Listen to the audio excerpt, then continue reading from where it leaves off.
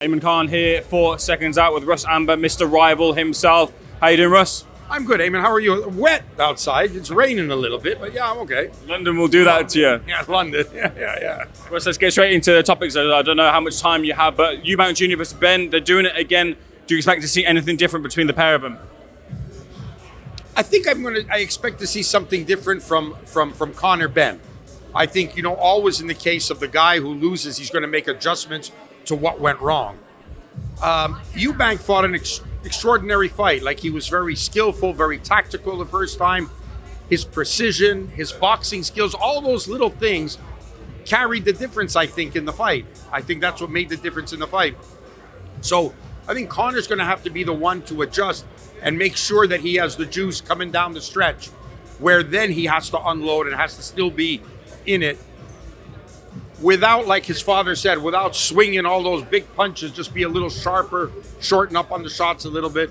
But I think it's got the makings for another great fight. And I think similar to like Gatti and Ward, you can't help but have a good fight between these two guys. There's no way it turns out to be a stinker fight. I can't see it. When you say adjustments, the adjustments that Conor Ben has been quite direct about saying is he's going to box a bit more, stay a bit emotionless and try a box. So in those early rounds, or at least in the past fights of Conor Ben, have you seen that capability of him to be able to box like that around Eubank?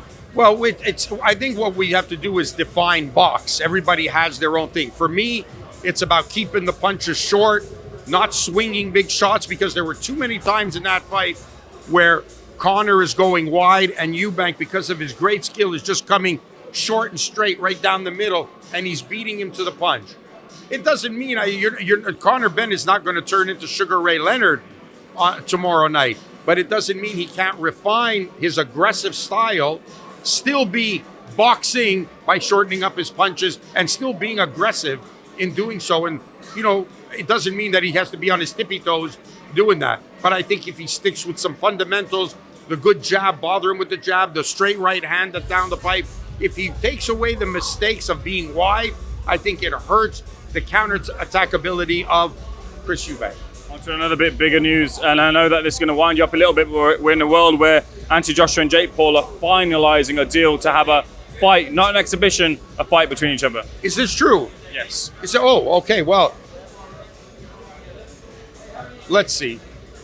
I can't see how you're going to put a guy who was the Olympic gold medalist, the two-time heavyweight champion of the world, who went 24 rounds with Alexander Usyk, and you're going to put him in with a guy who lost to Tommy Fury.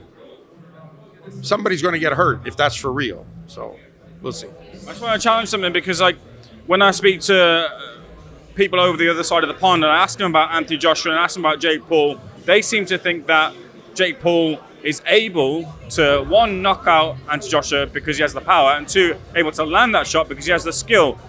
What do you feel about that? I think that's absolute insanity. That's absolute ludicrous.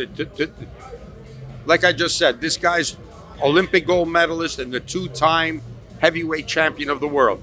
And in fairness, hit Dubois with a shot that hurt Dubois, and then threw an uppercut from far away and got caught with a shot.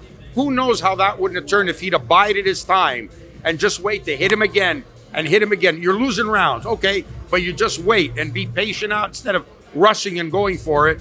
Who knows how that could have turned out? So I'm not buying that one bit. He's a dangerous man. How would you pull boxing away from this and back to what it actually is? These fights where it's these sort of kind of crazy attractions to what boxing is at its core, fights that we see on a regular basis. It's not boxing. It's other people using the sport of boxing as a platform for themselves. It's not boxing that's doing that. It's other people using boxing as a platform, using athletic commissions to sanction fights that are 60 pounds difference between fighters, and then saying, oh, you can use 12-ounce gloves. Why does that guy 130 pounds have to use 12-ounce gloves instead of him using 8-ounce gloves like he always wears, and let the bigger guy wear 12-ounce gloves? But even all that stupidity, that's just other people using boxing. It's not boxing. It's not the sport of boxing. Let's get back to the boxing talk. I'll leave the final one just on Alexander Usyk. A lot of talk about what he does next. He wants to rest. He wants to recuperate, then see what the lay of the land is. But we got contenders and others who want a shot at the title, whether it be interim or otherwise. What do you think the next step is for Alexander Usyk? I don't know. I don't know. That's a very good question, and it's very tough because he's come off of basically 4 multi-gazillion dollar paydays. You know, when you think about, you know, 2 with Joshua, 2 with Fury, and then the second one with Dubois. Certainly, it's very hard now to pick out somebody and go back to fighting for what's going to be a tenth of that. So I don't know where he goes from here. From a business perspective, I don't know. Of course, as champion, you sit there, and challengers are always going to want to come at you. Rightfully so. Rightfully so. That's what they want. They want a shot at the title. I don't know what he's going to do. Moses Tama? Listen, that's a dangerous fight always. Moses is going to be a dangerous guy and could be the next heir apparent to the Usyk throne and the Usyk dynasty. You know, this could be the guy. He's young. I don't think we've seen somebody with that kind of vigor since Mike Tyson came along.